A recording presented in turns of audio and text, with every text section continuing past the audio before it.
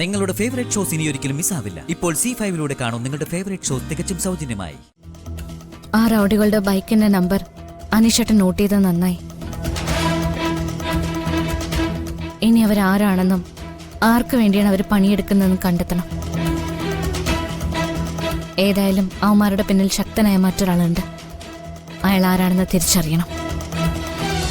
വീണ്ടും അവരുടെ പിന്നാലെ പോയിരുന്നെങ്കിൽ അത് കൂടുതൽ അപകടമായി മാറുമായിരുന്നു. അവരെ പിന്തുടർന്നിട്ട് ഒരു പ്രയോജനം ഇല്ലാതായി പോയല്ലോ. അല്ല അനീഷേട്ടാ, അവർ ഓടിച്ചിരുന്ന ബൈക്കിന്റെ നമ്പർ വല്ലതും അനീഷേട്ട ശ്രദ്ധിച്ചിരുന്നോ? ആ, അത് ഞാൻ നോട്ട് ചെയ്തിരുന്നു. ഏതാ നമ്പർ?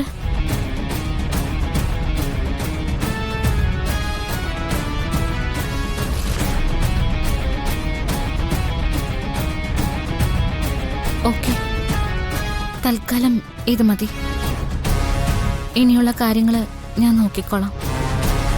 എന്തെല്ലാം ആവശ്യമുണ്ടെങ്കിൽ അനീഷേട്ടനെ ഞാൻ വിളിച്ചോളാം. ആ ശരി മോളെ.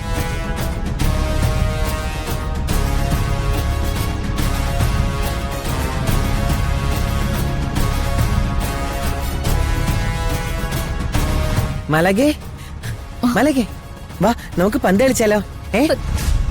പന്ത്? വാ മലകെ. അയ്യോ അയ്യോ, സോറി സോറി മലകെ, അറിഞ്ഞോണ്ടല്ല. വേനിച്ചോ? എന്നാ നമുക്ക് പുറത്തേക്ക് പന്ത് കളിക്കാം. വാ മലകെ, പ്ലീസ് പ്ലീസ്, ഒന്ന് വാ മലകെ, പ്ലീസ്. എന്റെ ആഗ്രഹല്ലേ, ഒന്ന് വാ, നമുക്ക് പന്ത് കളിക്കാം. പന്ത് കളിക്കാൻ പറ്റിയൊരു പ്രായം ഇയാൾ ഒരാള് കാരണോ എന്റെ ചേച്ചി നിലയ്ക്കായത്. ഇങ്ങോട്ട് മാറിയേ. ഗോപു, നീ എന്തൊക്കെയാ കാണിക്കുന്നേ? അല്ല, ചേച്ചി കഷ്ടപ്പെടുന്നത് ഈ നിൽക്കുന്ന ആള് കാണുന്നില്ലേ? മുട്ടും മുറിഞ്ഞ് ദേഹം മുഴുവൻ വേദനയായിട്ടല്ലേ ചേച്ചി ഇവിടെ ഇരിക്കുന്നേ? ചേച്ചി പ്രയാസങ്ങളൊക്കെ അനുഭവിക്കുന്നത് ആർക്ക് വേണ്ടിയാ? എന്നിട്ടോ അതിനെ കുറിച്ചൊന്ന് ചിന്തിക്കാതെ ഇവിടെ വന്ന് പന്ത് കളിക്കാൻ വിളിക്കുന്നു. ഇപ്പൊ അതാണോ പ്രധാനം? ഗോപു, നീ വാക്കുകളെ സൂക്ഷിച്ചുപയോഗിക്കണം. നീ പറയുന്ന ഒന്നും ശരിയല്ല മോളെ. എനിക്കൊരു ശരിയും ശരികേടും അറിയണ്ട. ദേ, എന്റെ ചേച്ചി ഉപദ്രവിക്കാതെ ഇവിടെ ഇറങ്ങി പോകുന്നുണ്ടോ? ഗോപു, നീ ഒന്ന് പോകാൻ. ഞാൻ ആരും ഉപദ്രവിച്ചിട്ടില്ല. ഞാൻ എന്ത് ഉപദ്രവിച്ചു എന്നാ?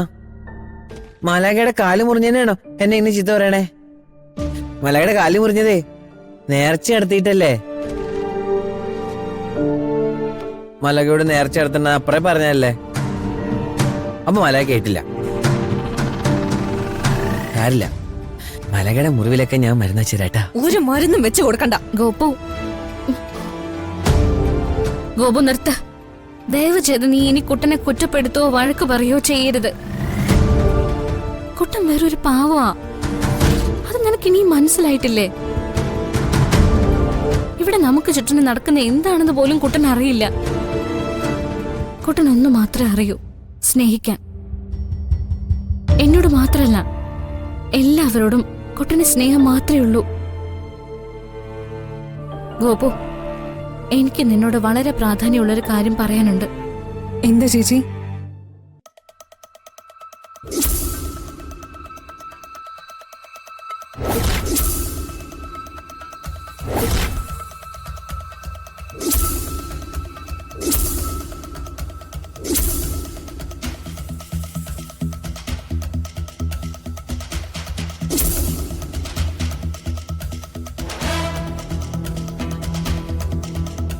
ആ റൗഡികളുടെ ബൈക്കിന്റെ നമ്പർ അനീഷേട്ടൻ നോട്ട് ചെയ്തത് നന്നായി.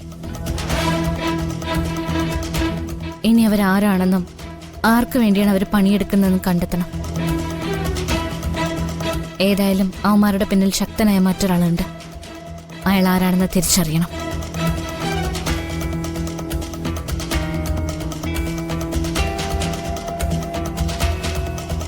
നീ എന്താ ചിന്തിക്കുന്നേ? ചേച്ചി, സിദ്ധുവേട്ടൻ ഇത്രയും വലിയൊരു അപകടത്തിലായിരിക്കുമെന്ന് ഞാൻ അറിഞ്ഞില്ലല്ലോ ചേച്ചി.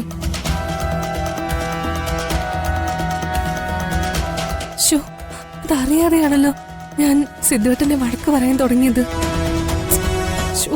എനിക്ക് അതിലിപ്പോ വലിയ സങ്കടം തോന്നുക. അതൊന്നും സാരമില്ല, നീ അത് വിട്ടേക്ക്. അറിയാതെ സംഭവിച്ചു പോയതല്ലേ. എന്നാലും അത് പാടില്ലായിരുന്നു ചേച്ചി. നീ ഇനി അത് മനസ്സിലാക്കി പെരുമാറിയാ മതി മോളെ.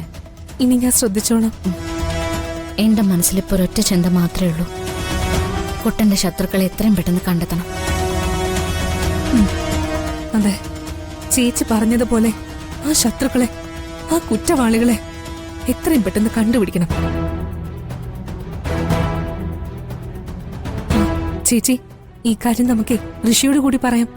ഋഷിയും കൂടി നമ്മുടെ ഒപ്പം ഉണ്ടെങ്കിൽ ഈ കുറ്റകൃത്യങ്ങൾ ചെയ്യുന്നവരെ കണ്ടെത്താൻ നമുക്ക് എളുപ്പമായിരിക്കും.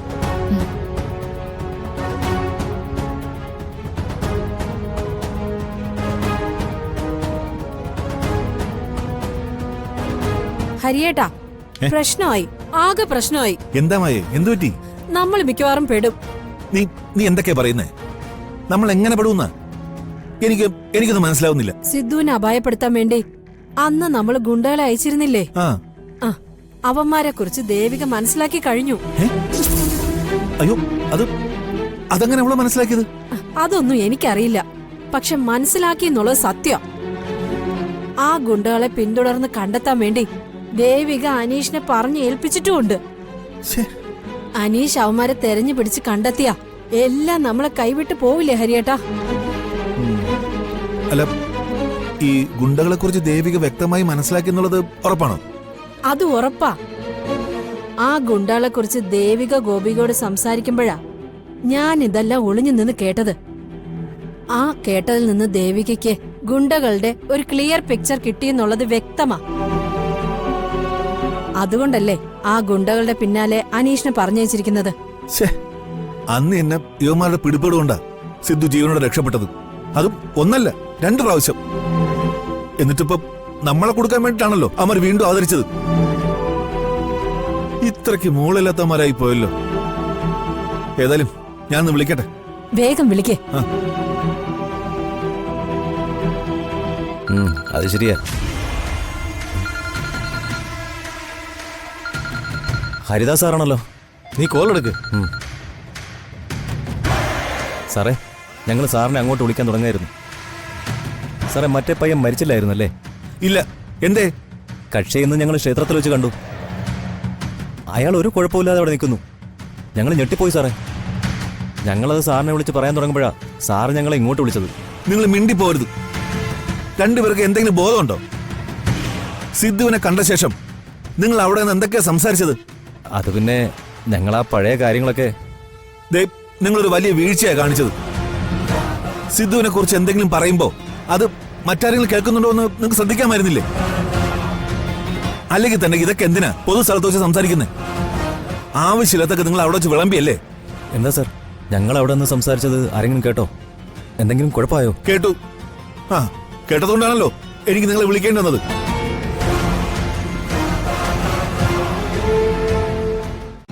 ഡൗൺലോഡ് ചെയ്യൂ C5 ആപ്പ്. കാണൂ എല്ലാ എപ്പിസോഡുകളും സൗജന്യമായി.